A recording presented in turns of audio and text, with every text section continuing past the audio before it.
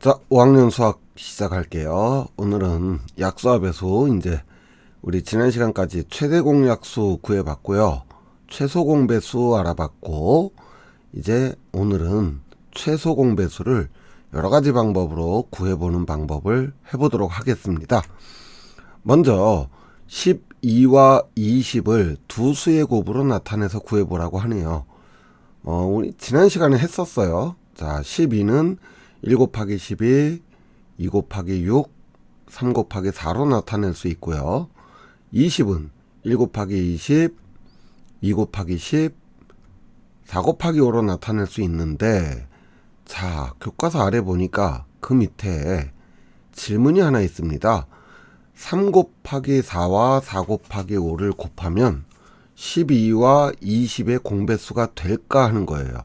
그러니까 3 곱하기 4, 즉 12의 두 수의 곱과 20의 두 수의 곱인 4 곱하기 5를 서로 곱하면 공배수가 될까요?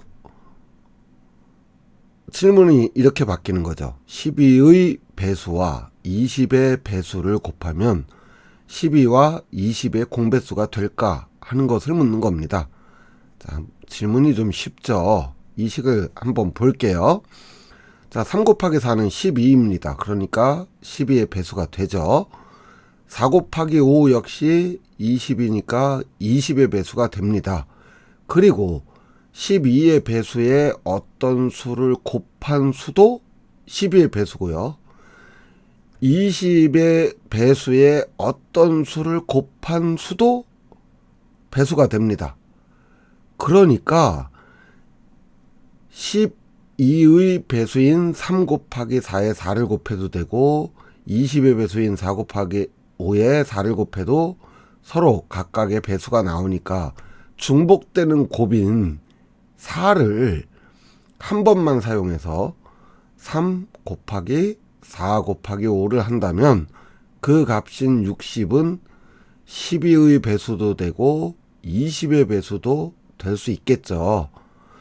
자, 그럼 다른 방법으로 한번 구해 볼게요. 자, 앞에서 살펴본 대로 12와 20의 최소 공배수는 3 곱하기 4의 5배, 4 곱하기 5의 3배가 됩니다. 자, 이때 4는 두 수를 동시에 나눌 수 있는 수, 최대 공약수가 되고요. 최대 공약수로 나눈 각 수의 몫을 두 수의 최대 공약수와 곱한다면 그 두 수의 최소 공배수가 나오게 되는 것입니다.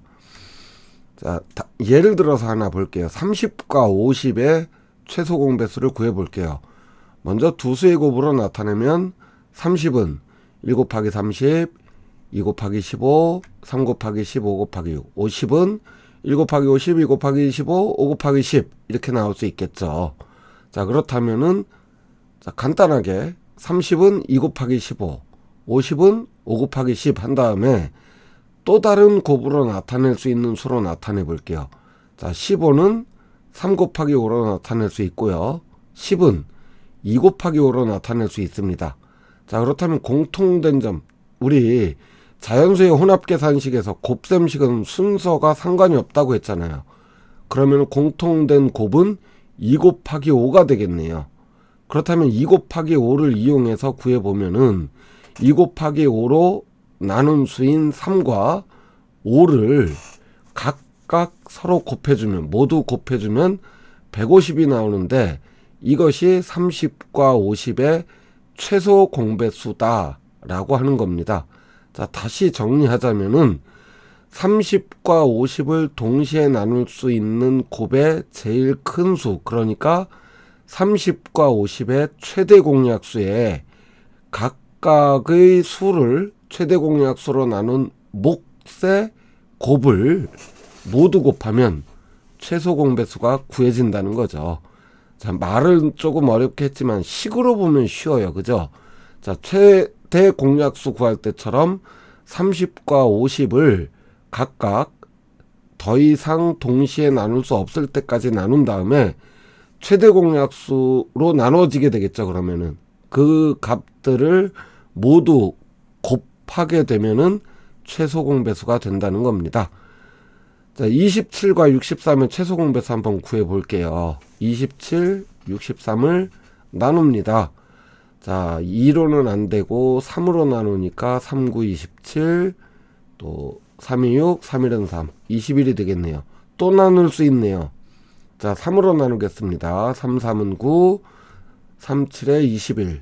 그러니까 27은 3 곱하기 3 곱하기 3이라는 얘기고요.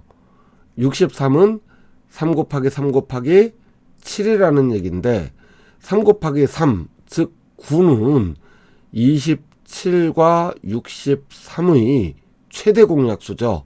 여기에 각각의 남은 곱 3과 7을 곱하게 되면은 9 곱하기 3 곱하기 7이 되겠고요. 그 값인 189가 27과 63의 최소 공배수라는 얘기가 되겠습니다. 자, 그러니까 두 수의 곱으로 나타낸 곱을 이용하는 방법이 있기는 하지만 이건 좀 귀찮고요. 여러 수의 곱으로 나타내서 이용하는 방법 또는 최대 공약수로 나누어 몫을 모두 곱하는 방법이 있다고 할 수 있겠습니다. 계속 수학 익힘책을 풀어서 문제를 손에 익을 때까지, 눈에 익을 때까지 연습을 하다 보면 그렇게 어렵지 않을 거예요. 우리 다음 시간에는 이제 약수합에서 단원 마무리를 한번 해보도록 하겠습니다. 오늘 수업 여기서 마칠게요. 수고하셨습니다. 안녕.